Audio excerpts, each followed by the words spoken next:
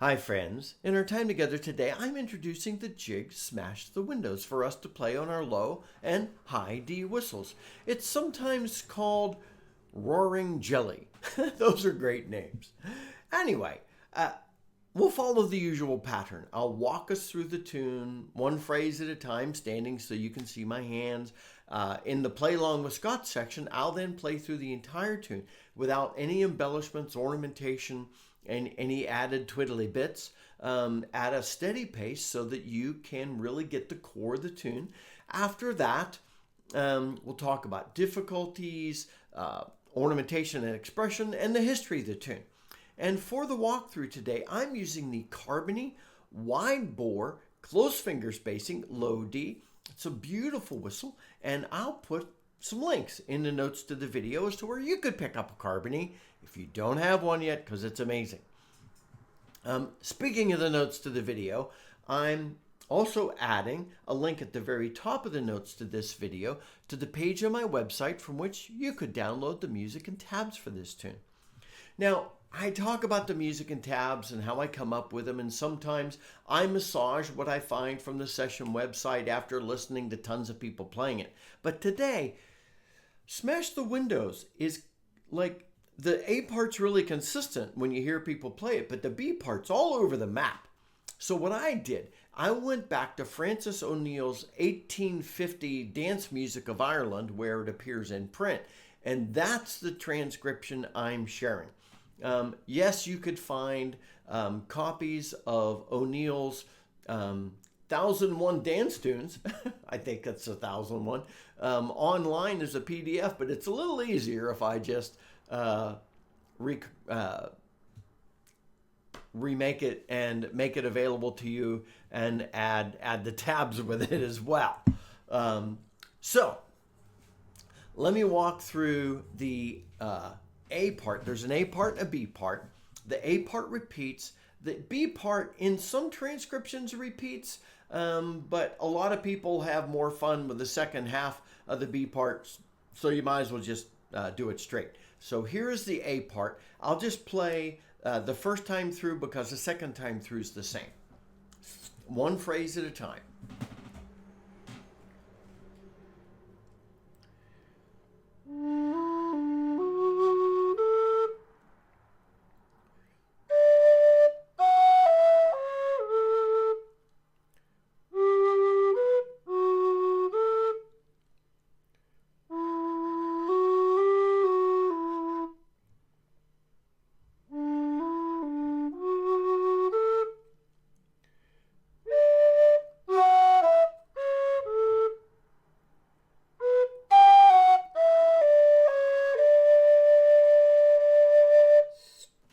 All right, that's the A part. Really simple.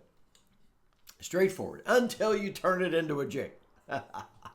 Now, here is the B part. And the B part, at the second ending of the A part, you're playing that double D. And then you're going to step into the B part by stepping up to an A. Rather than tonguing it, I'm tonguing so that you can really get clean distinctions between the notes, but you're going to want to ornament at those transitions. I'll now walk us through the B part.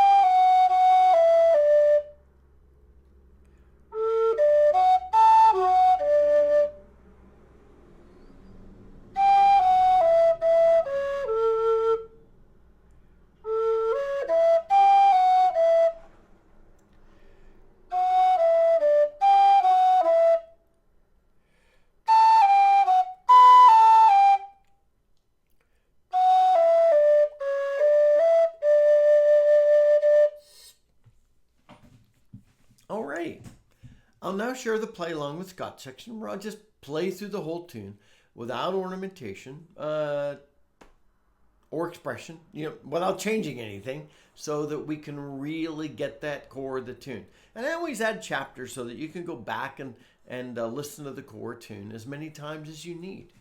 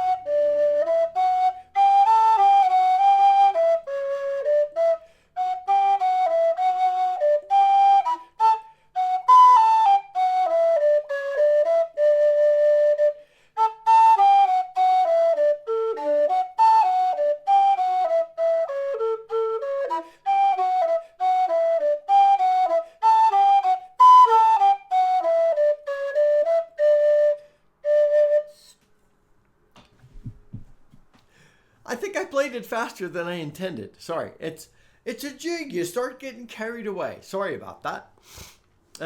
You could slow me down. Use that little gear at the top or bottom, whatever platform you're using. Let's think through the difficulties. I often say possible difficulties. There will be difficulties in this one unless you already really know this tune. So the A part's pretty straightforward. You get into the B part, you're going to probably need some harder ornaments or maybe the tongue or a roll to get into that double A. Something like that, because you've got the A you've got to play, you've got the high B you've got to play, and then you've really got a lot of runs that you really have to get used to. Now the tune has a beautiful feel and flow to it, but if you need to, just work on those runs section at a time, work on another section, and then layer it in. And at the second half of the B part, you get, so pull that first run.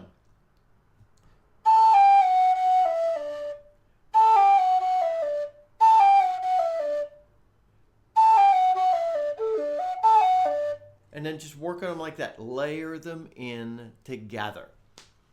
Now, thinking about ornamentation and expression, I learn tunes with you all. I'm normally like a couple of days ahead. Although I've worked on Smash the Windows a bit, I actually set it aside a number of weeks ago because I couldn't decide on a consistent core of the tune because everybody plays it all over the map. That is a reminder to you and to me that when we play a tune, play it as you're feeling. I looked at the way people play this tune. Wow, it is crazy amazing the differences you experience between how people play this tune.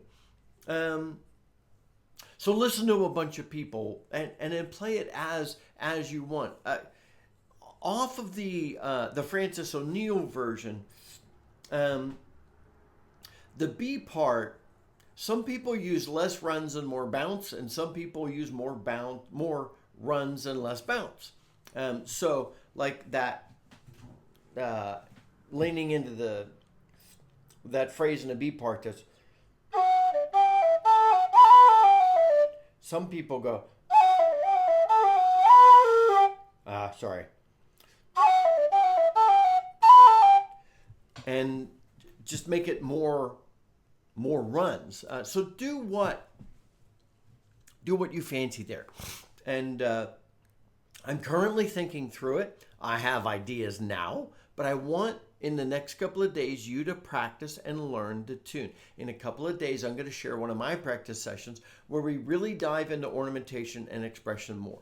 You might be thinking, Scott, tell me ornamentation and expression now. Learn the core of the tune first. I'm giving you a couple of days to do that. I'm giving me a couple of days to do that. It's a delight. I think I know the core already, but at the same time, it's important for us to really focus on that. Let's think through the history of the tune. So as far as the history goes, you gathered this is an old tune. I already said that it's from a collection of O'Neill's. I forget if I said the 1850 Dance Music of Ireland collection, but it's from the 1850 Dance Music of Ireland collection. And that's a transcription I'm sharing. We don't really know much. I found like stories about why it's called Smash the Windows, Smash the Window, or the alternate name Roaring Jelly. There are different stories, and fine. I think Smash the Windows is the older name, I think, because it's really hard to tell. What we know is that O'Neill traveled all over Ireland gathering music, and he gathered this somewhere, and it's just a delightful tune, so we know it's pretty old. Interestingly, I found in W.M. Kahusik, his publication of dance music is called Country Dances of the Year 1809, and it includes Smash the Windows.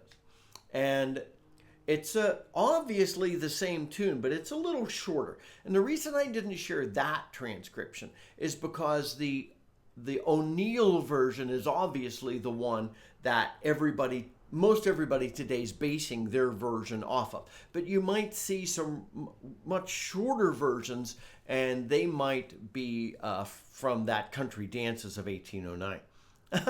I wish I had more to tell you other than, hey, this is a really old fun jig. But hey, this is a really old fun jig.